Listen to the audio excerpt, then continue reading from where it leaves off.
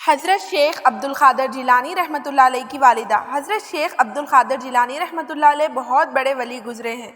ان کو لوگ بڑے پیر صاحب بھی کہتے ہیں۔ حضرت شیخ رحمۃ اللہ علیہ نے اللہ کی خوشی کے بڑے بڑے کام کیے۔ آپ کے زمانے میں جو برائیاں پھیلی ہوئی تھیں آپ نے ان کو مٹایا۔ اس وقت کچھ ایسے لوگ پیدا ہو گئے تھے جو اسلام کے بارے میں طرح طرح کی غلط باتیں پھیلا رہے تھے، اور پیارے رسول صلی اللہ علیہ وسلم کے ساتھیوں کے بارے میں بھی نہ جانے کیسی غلط باتیں پھیلا رہے تھے۔ حضرت شیخ نے ان سب سے ڈٹ کر مقابلہ کیا، سب کے منہ بند کر دیے۔ حضرت شیخ عبد القادر جیلانی رحمۃ اللہ علیہ اپنے وقت کے سب سے بڑے عالم بھی تھے اور ولی بھی۔ آپ کی تقریریں بڑی زوردار ہوتی تھیں۔ آپ اتنے بڑے عالم کیسے ہوئے؟ اس سوال کا جواب یہ ہے کہ اللہ کے فضل سے آپ کو بڑی اچھی ماں ملی تھی۔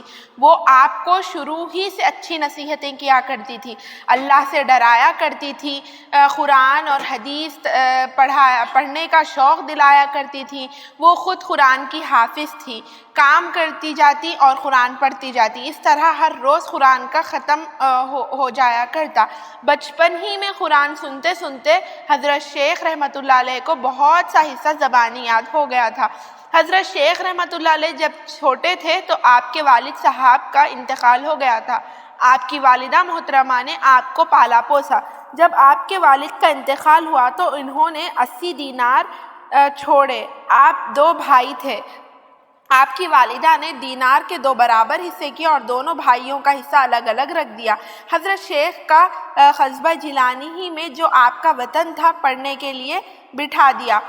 جب آپ جیلان کے مرتکب میں پڑھ چکے تھے تو آگے پڑھنے کے لیے ماں سے کہا۔ اس وقت بغداد میں بڑے بڑے عالم موجود تھے۔ حضرت شیخ رحمۃ اللہ علیہ نے بغداد جانے کے لیے ماں سے کہا۔ اس وقت سفر کرنا آسان نہ تھا۔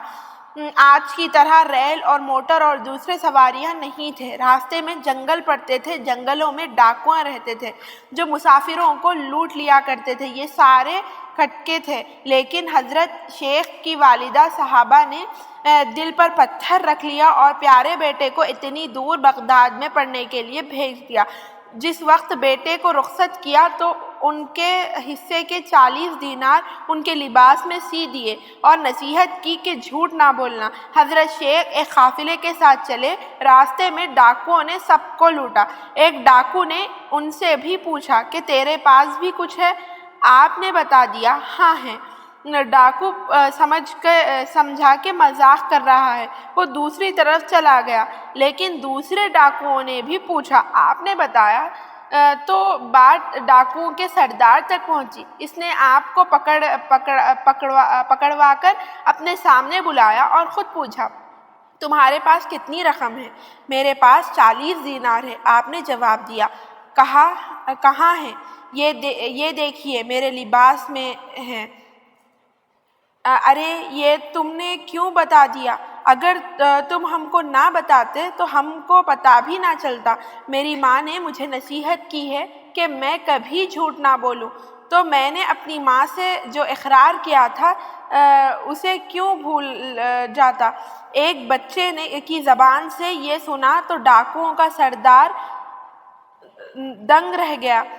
اس نے سر نیچا کر لیا، دیر تک کچھ سوچتا رہا، پھر اس کی آنکھوں سے آنسو بہنے لگے۔ اس نے رو رو کر کہا ہمارے اوپر افسوس ہے، ہم نے اپنے اللہ سے ایک اقرار کیا تھا کہ اسی کے حکموں پر چلیں گے، نیک کام کریں گے اور برے کاموں سے دور رہیں گے۔ افسوس ہم بوڑھے ہو گئے، پھر بھی اللہ سے جو اقرار کیا تھا اسے بھولے رہے۔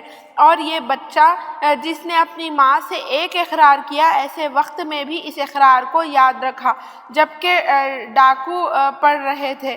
میں اس بچے سے بھی گیا گزرا ہوں۔ یہ کہہ کر حکم دیا کہ قافلے کا لوٹا ہوا مال واپس کر دیا جائے۔ پھر اس نے توبہ کیا، اس کے ساتھ کے ڈاکوؤں نے بھی توبہ کی، اور اس طرح ماں کی نصیحت کی بدولت سینکڑوں آدمیوں کا مال بھی بچا اور ڈاکوؤں کو بھی توبہ کی توفیق ملی۔ اللہ ان سب سے راضی ہو، آمین۔